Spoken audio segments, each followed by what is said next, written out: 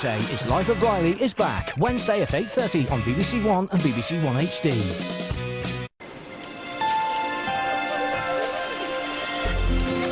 Now on BBC One, the story of the biggest and brightest festival in the Sikh calendar.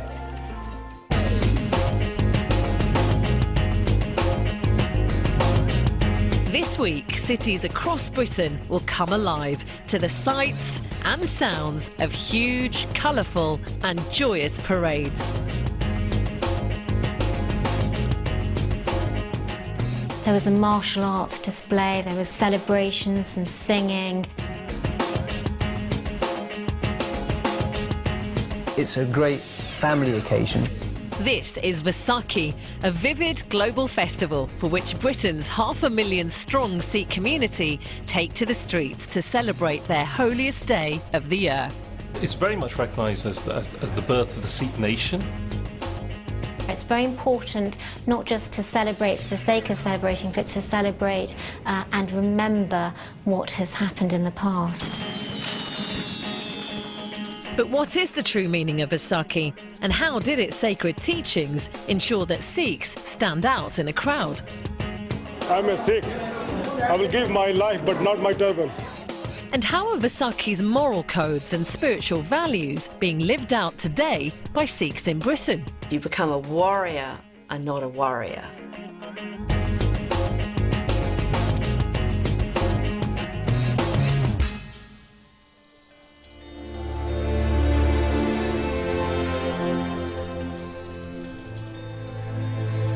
For the origins of Vasakhi, we have to delve back to ancient times and a harvest festival celebrated in the Punjab state in India. On this day, at the start of spring, Punjabis traditionally give thanks to God for a good harvest and to mark the start of the new solar year. In the Bikrami calendar, the Indian calendar, Vasakhi is the first month, and on the back of the harvest festival, the farmers used to celebrate big time because it was a time when they essentially received their rewards for all their years' hard labour. It's a time of new beginning, celebrated across India. There were lots of festivities, probably some sporting events. In many parts of India, Vasakhi is traditionally marked by ritualistic bathing in sacred rivers. In the 15th century, in the Indian state of Punjab, the Sikhs' first guru, or spiritual leader, established the Sikh faith, a new monotheistic religion which asserted that man's salvation lay in his faith, his character and his eagerness to do good, along with a respect for followers of other religions. The religion was founded by Guru Nanak, who emphasised at the very beginning of the need for respect for all religions. He felt that God was not interested in religious labels, that God was looking at the purity of our heart and our souls. He even went as far as saying, there is no Muslim, there is no Hindu, na koi Hindu, na koi Musliman, there is just the human being. This new faith attracted growing numbers of followers in northern India over the next 2 centuries. But by the late 1600s, the Sikhs, now led by the 10th Guru, Guru Gobind Singh, feared that their religion was in danger of being totally wiped out. India's Mughal rulers were threatening the right of all non-Muslims from practicing their faith. So Guru Gobind Singh decided it was imperative that Sikhs be prepared to fight back, as well as adopting an instantly recognisable look to help them stand apart from India's Hindus and Muslims. To prove his point, he came up with a daring plan to test their devotion. On the day of Vasakhi in 1699, Sikhs from all over the Punjab had gathered to celebrate the harvest festival and listen to their guru, Gobind Singh. He emerged from a tent carrying a long sword, which he pointed at the crowd. "Who among you will lay down their lives for God?" he asked. The crowd fell silent as Guru Gobind Singh repeated his question 3 times.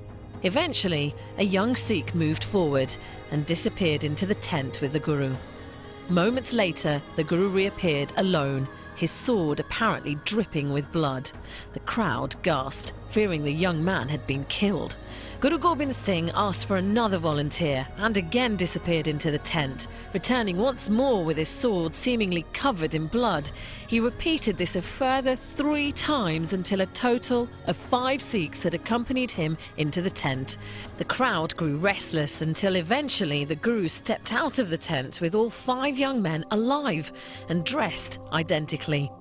Guru Gobind Singh announced that these 5 men were special because they'd been prepared to die for their faith and would henceforth be known as the Panj Pyare, the 5 beloved ones. The Guru declared all Sikhs should follow their brave example.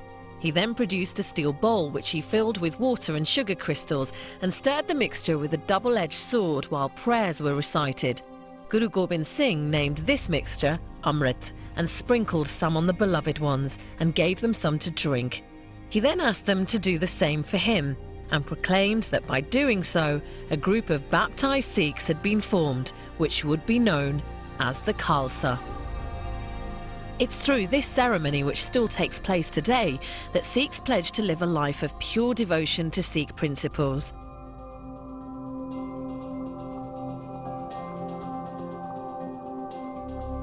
The commitment to fight oppression while promising devotion to Sikh teachings gave rise to a concept known as Saint Soldier, emphasised by Guru Gobind Singh's proclamation that all Sikhs should pledge to observe the 5Ks.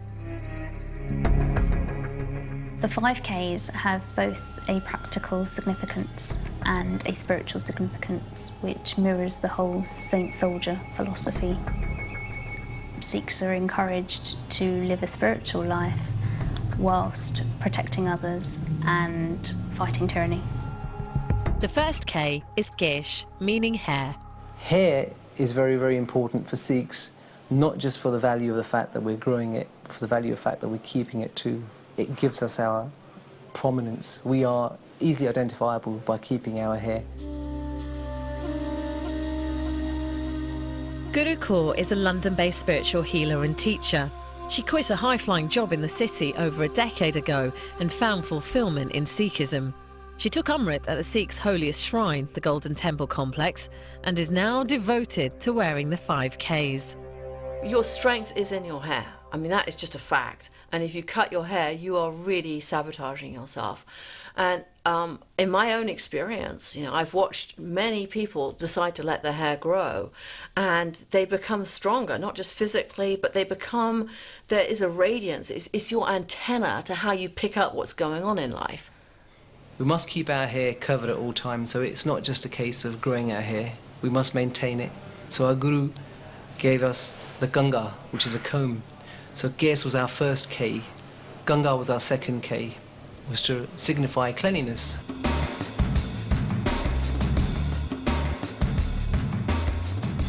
The Gara, small iron bangle, represents the cyclical nature of life.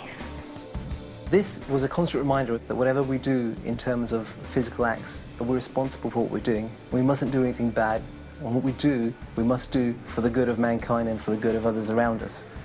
Fourth came along the kashara, the undergarment that we wear. And it's a long, almost like a pair of shorts up to the knees.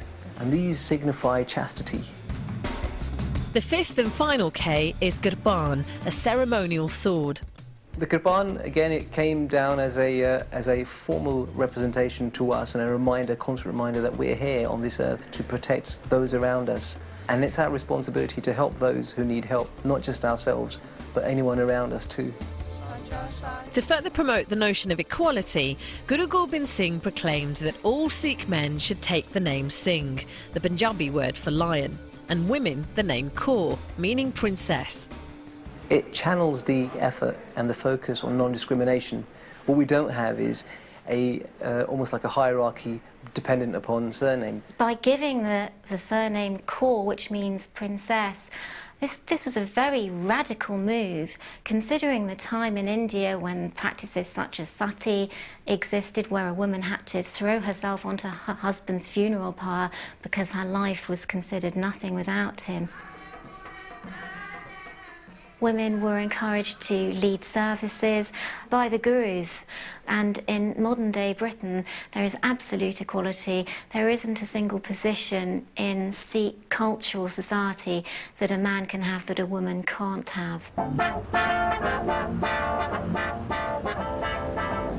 But there are many in the Sikh community who feel equality between the sexes is an ideal that hasn't been fulfilled in reality. Sukhi Danda is a photographer for the Observer newspaper and the creator of a Vasakhi photo project shot in New York. Sikhism, from my upbringing and from what I've observed and what I've experienced, men and women aren't equal. So the idea that Guru Gobind Singh, I'm sure he meant well, but I don't think in practice it's worked. I mean, I think that is a big area for improvement. Sikhism could be deemed to be patriarchal, but it means that the women need to rise up to be princesses. If you want to be treated with respect, you need to be to behave with respect, and to behave in the Sikh way with respect is to behave as a princess, and that doesn't mean to be a high maintenance prima donna with it means really, you know, doing whatever is required no matter what. And maintaining your grace. You know, all a woman has to do is maintain her dignity, her divinity and her grace. In addition to the call for equality, on Vasakhi in 1699, Guru Gobind Singh reiterated the need for every Sikh to provide seva. In the community, we try and show our selflessness by doing seva, which is selfless service. When you go into a gurdwara, what you'll see is not just people serving langar or free food, but also cooking it and also washing the dishes and also picking up the dirty dishes from the people who've finished eating. So the cycle of making, creating, serving and washing up and cleaning afterwards, it's all part of that community spirit. And no one is restricted to eating langar, you know, and you'll sit in a pangat, which means you'll sit equally, whether you're a king or a pauper, you'll sit and be served in exactly the same way. And again, that emphasises a non-discrimination. The concept of providing selfless service is lived out in gurdwaras or Sikh temples around the world, where anyone, regardless of colour, race or faith, is welcome through the doors. In many British inner cities, this, along with the core Sikh value of standing up to injustice, is coming to the aid of those in the most desperate of need. Behind me you can see that we're under a bridge, and we're under the M4 bridge here, where we've got about 12 homeless guys sleeping rough. If it wasn't for the local Gurdwara, the Sikh temples, providing langar, which is free food for these types of people, I think we would be in a far more serious situation with them. For us, it's God's house, and the 4 doors are open to everybody and anybody, regardless of faith, colour, creed. Even if you're an atheist, everyone's welcome to have a free meal in the Gurdwara. At the moment, they can go in, they can have breakfast, they can go in for lunch, they can go in for dinner. Nobody stops them, so there's free food for them all day long. There's certain Gurdwara working with the council to make shelters for the homeless, raising money, they're raising awareness. So there are Gurdwara around the country that are doing various things to help the homeless. The warm reception Gurdwaras provide to non-Sikhs can be seen in the architecture of the Sikhs' holiest shrine, the Golden Temple in Amritsar, Punjab. Its 4 entrances represent a welcome to people from all 4 corners of the world. The treatment of all people as equal, considering everyone as equal, that no one religion should have a monopoly of truth, and that there is good in everybody. And I think today, in our troubled times, we could learn a lot from those teachings. But the road to equality for Sikhs in Britain was a rocky one. When all the skies are grey. The fight for respect and acceptance began with post-war immigration into Britain, as Indians began arriving to seek their fortune and plug the manual labour gaps in Britain's mills and foundries. Tell that umbrella man he's just an also-ran. Religious festivities remained low-key, as the tiny Sikh community celebrated its holiest days behind closed doors. When a community first comes to a new country, there's a fear of looking different. How will they be treated? Best to keep yourself to yourself. And also there was a degree of discrimination. When the lease of an old house falls vacant, a coloured man may take it up. Then other coloured folk swarm in and fill it to bursting point. They look different and they sound different, and their tastes in matters of food are different. They must have rice for curries. It's hard to break the habits of a lifetime and eat with forks and spoons, and curry has a very strong and very un-English smell. When my father came in the late 50s, there was a lot of discrimination, and a lot of Sikhs chose to cut their hair. Today, well over half the bus crews are immigrants. 70 are Sikhs, and the strict Sikhs religion demands both beards and turbans.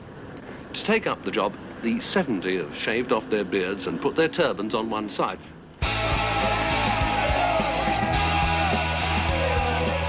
By the 1970s, the battle for equality and justice faced by Sikhs and other immigrant communities in Britain was growing increasingly fraught.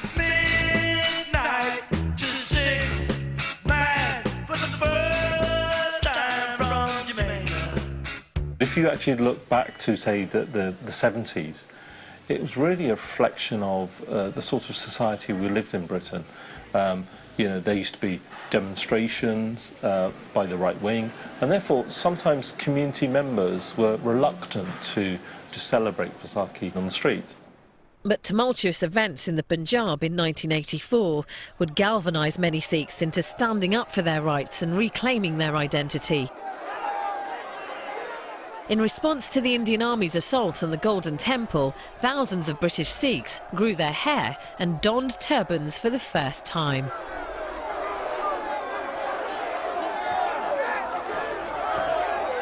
I think in the 80s you saw the community becoming a lot more confident, and I think there's been no turning back. Surendra Singh Danjal lost his job at British Steel after the new hard hat rules came in. A tribunal said exemptions for turbans now only apply to building sites, which are governed by a special law. I'm a Sikh. I will give my life, but not my turban. You ask youngsters now, they feel quite comfortable about keeping their hair. Often their parents might have cut their hair, but they bring up their children as Sikhs. So it's become easier because there's a much wider acceptance that Sikhs are nothing to fear. This is just a way of life. So I think the more we take our message out there, the easier it becomes. Sikhs have faced discrimination, as have other communities, and that's changed. Sikhs have had the confidence through Guru Gobind Singh's teachings on that special day to challenge discrimination. The whole community has worked together, not just to help themselves on that issue, but to help others as well, which is exactly what Guru Gobind Singh taught us to do.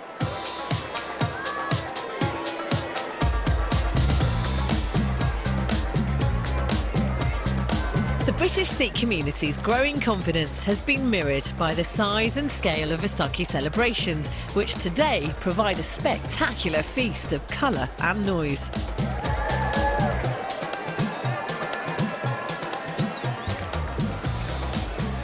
It's very different for my children now. They're growing up at a time when people know a lot more about Sikhs, that it's perfectly acceptable to have a Gurdwara procession going down the street, and people seem very willing to join in the celebrations, whatever their background.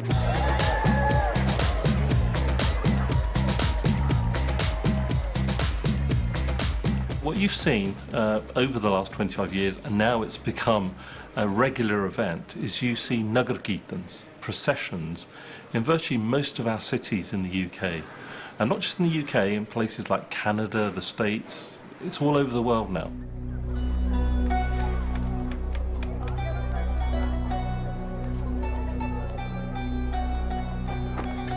On the day of Vasakhi, there's a great excitement amongst Sikh families where you wake up and in your mind subconsciously you imagine that this is the same day as 1699, and perhaps if we were there in that congregation of 80,000 people, would we have volunteered to give our lives and take the stage of Guru Gobind Singh Ji's Khalsa initiation?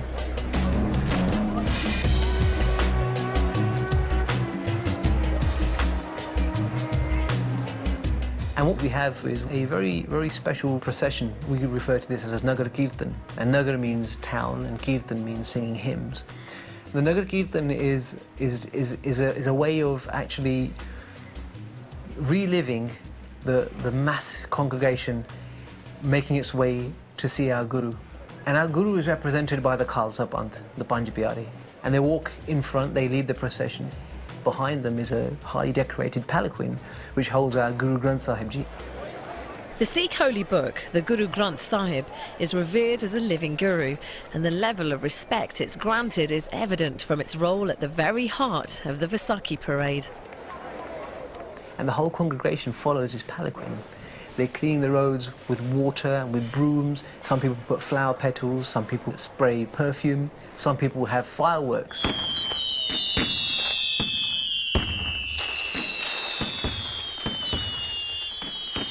And it's a way of celebrating your faith, sharing your faith, and perhaps taking some of those messages about equality, about being open, accepting other faiths, giving out free food, because that concept of Guru Ka Langar is very much confined to our Gurdwaras, this free food kitchen. In a way, that's expanded, you know, on the streets of, say, your local town or city. So you've got lots of people, and in the procession you may have people who are dancing, showing Bhangra, which is more of a traditional cultural celebration as opposed to religious. And you also get the Sikh martial arts specialists who do their displays of gatka with the swords and the arrows and the great martial art displays. And it constitutes to a huge, long sort of like convoy. It's very important not just to celebrate for the sake of celebrating, but to celebrate and remember what has happened in the past. Once the procession reaches the Gurdwara, a ritual takes place which connects Vasakhi back to its ancient origins as a harvest festival, marking the start of a new solar year. The Nishan Sahib, the Sikh holy flag, is lowered and then the flagpole is washed.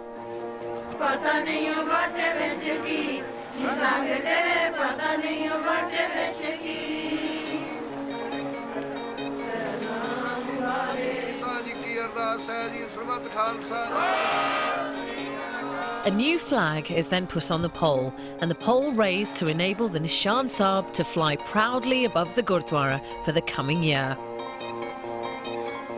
The Vasakhi celebrations culminate in an important religious service which Sikh families attend at the Gurdwara. In many British cities, this event takes place on the evening of Vasakhi.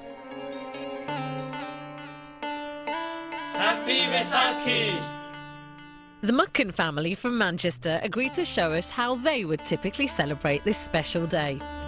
It's very important to look smart and dignified on Vasakhi. We're going to Gurdwara, everybody's going to look their best and look their smartest.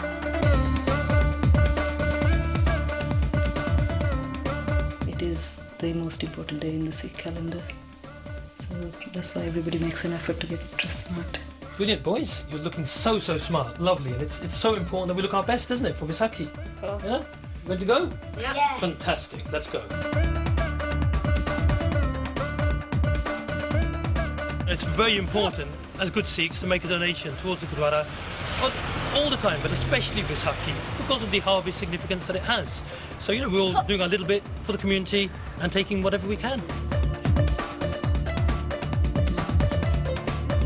boys. Come on, with me.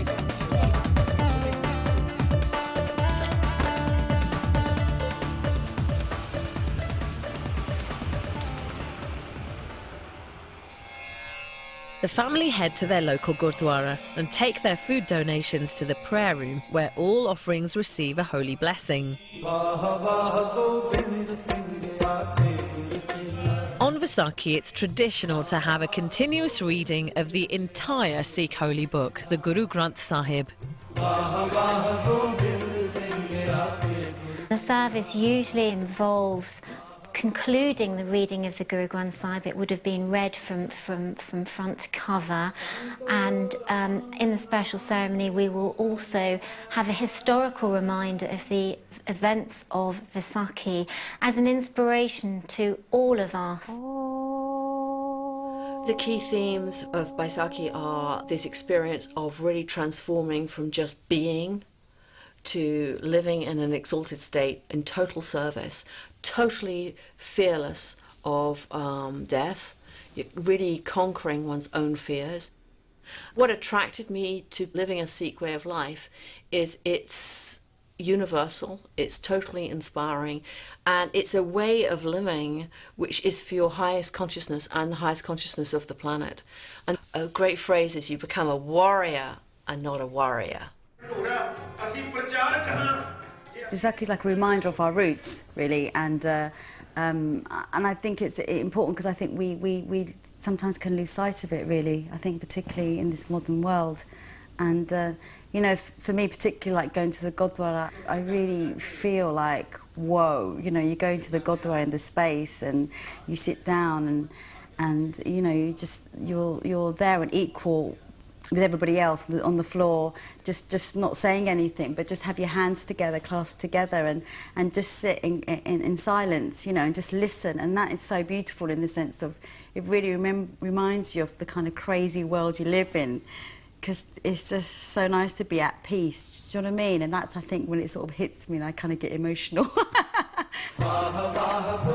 Back at the Gurdwara, the langar has been prepared, and a portion of the food, which will be shared by the worshippers after the service, is taken to the prayer room to be blessed. This is enacted via a ritual in which a steel blade is ceremonially dipped into the food.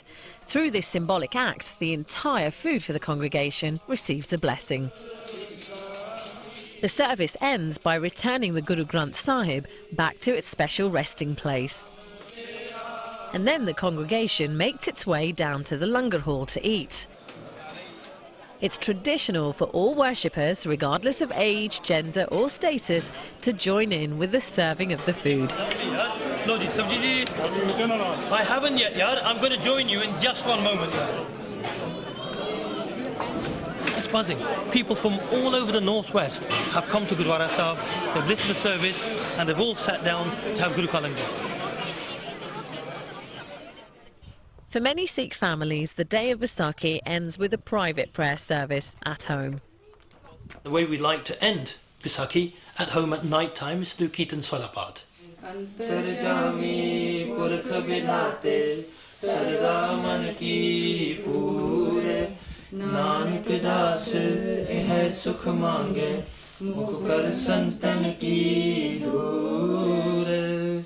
Waheguru Ji Ka Khalsa, Waheguru Ji Ki Fateh. 300 years ago on Vasakhi, Guru Gobind Singh exhorted followers of the Sikh faith to stand up for their beliefs. And the British Sikh community, once shy of openly rejoicing on its holiest days, is now fulfilling that call as it celebrates the birthday of modern Sikhism with a rich, diverse and inclusive pageant.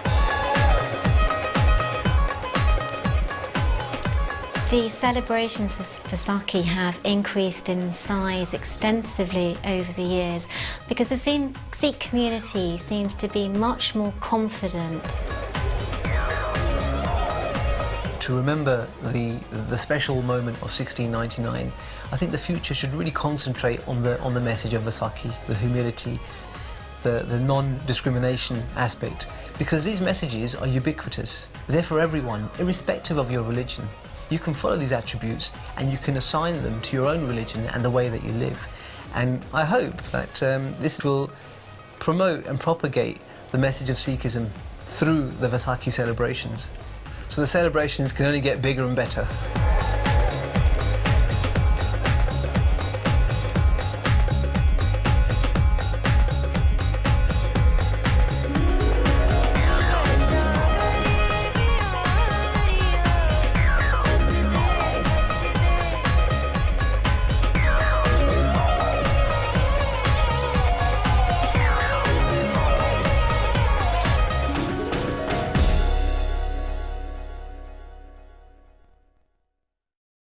Call it then, World Cup, late October, who's going to win it? New Zealand. Australia. Yeah, I'm not really going to allow you to blame Theo Walcott for Wayne Rooney's temperament. I can't stretch that far. The principle of dealing with a dictator who is oppressing his people and murdering his people must be some concern, though. Why don't you pay for it yourself like other people have to? Well, see him looking at me in the eye? Did you see that? Instant. Proper, it's genuine, you see. It's genuine. Proper passion. Martin Kellner.